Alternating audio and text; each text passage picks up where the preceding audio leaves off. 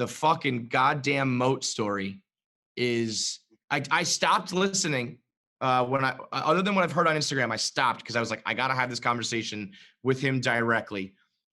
It's gotta be, and I've been racking my brain trying to think of something as ridiculous and as embarrassing, and I don't know if I can come up with it.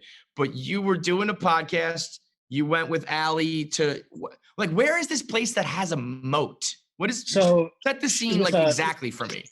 So it's up in the Hollywood Hills. The Hollywood Hills have all the old, it's like where they fucking think the houses in that fucking Quentin Tarantino movie, Once Upon a Time in Hollywood, okay. like where where the celebrities are living. That's where this is, up in the hills.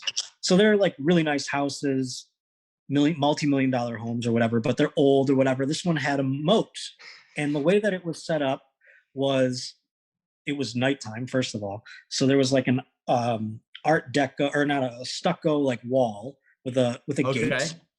And so I walk, she like opens the gate for me. I follow her in and I walk to the side.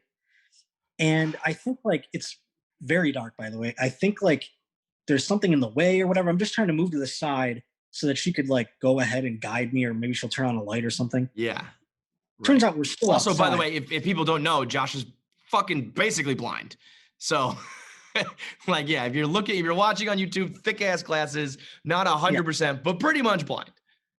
But I guess my independence fools some people because she had no idea. So she didn't really like warn me or anything. Right. And so again, I just stepped to the side after I entered and I went right down into a moat. And this thing was like super deep and kind of narrow or whatever, but it was like not just like a kiddie pool. It was like, you said you went like submerged over your head, right? At least to my forehead. At least to my forehead. That's almost worse. It's almost funnier to be just to the top and not all the way under. Dude, it was like I hit the bottom and I pushed off and like jumped out almost. Like I leapt out in one fell swoop. You did like a fucking like I used to do that like as a kid, like pushes. You did like you breached like a whale, like pushing. Yeah, dude. And then I was like the chicken Fast Times at Ridgemont High, like pulling myself out of it. Yes. And she was just shocked. She just stared at me. She was like, and I didn't know what to say. I mean, like, we just what the fuck do I do? This my podcast guest just took a dive in the moat. She's like, "Are you okay?" You know.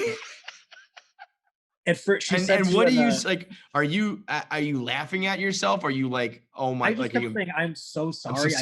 I can't believe I fell in your moat." Like I just kept saying, I can't believe that happened just now. I kept saying that over and over again. I'm like, I can't believe I just did that.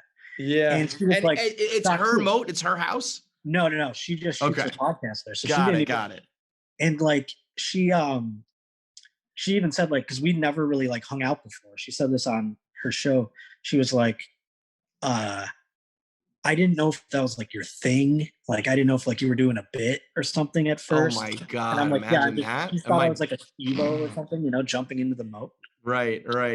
like a fucking jackass skit or some shit. Like, I'm just gonna like, I mean, that would be some goddamn shtick if it was like, yeah, before we do the podcast, I'm just gonna jump in a fucking body of water. Well, and then you just did the podcast, right? You were soaking wet and did the podcast. Mean, that's the best time to do a podcast. Like, what am I gonna go home and then we do it again? We're just gonna talk about it. So I might as well. So I did it soaking wet. You can see in the video, I'm just like sitting there in soaking wet clothes. Dude, and that to me is full circle where it's like the bar is pretty low, the expectation, like not a diva, pretty humble, and it's like I can do a podcast soaking wet.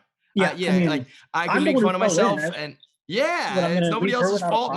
My blind ass fell in the moat, so let's fucking talk about it. But that's like, you know, there's probably some people who would have been furious, probably blamed her, stormed off, wouldn't do it, and instead, to me, it's the best thing about this job. Literally, there's two things. One is not having to go to the 9 to 5, like I said. The other thing is when something horrendously bad happens to you in your life, I'm low key like, yes. Yeah. Like now my podcast for the week is done. I have a new bit. I have a new segment. Like, good. Yeah. Like Tom was like, were you like mortified? Were you embarrassed? Like, how embarrassed were you? Did you just want to die? And I was like, you know, I don't really like, you know, Ali Macosfsky, if I walked in there with like a fucking tuxedo on, what does she get? She's not going to, it's not like I'm trying to fuck her or something. You know what I mean? So it's right. But at the same time, I'd never met her before. So I was embarrassed just at the sheer, like, this fucking idiot. Yeah. Like, listen, if anybody who falls in a moat and is not embarrassed is you have a screw loose. Like, you're a psychopath. Right.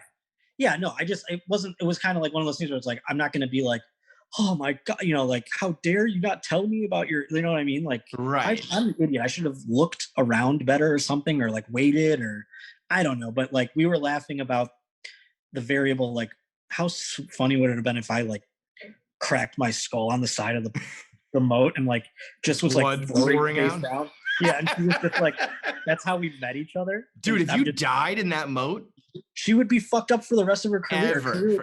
You know what you should have maybe done is if you had the foresight is held your breath and floated for a little while. She would have been flipping the fuck out. Tom said it'd have been funny if I just was like paralyzed from it and then I had to roll up at the Comedy Store, like, like, and it'd be like, "What's up, Ali?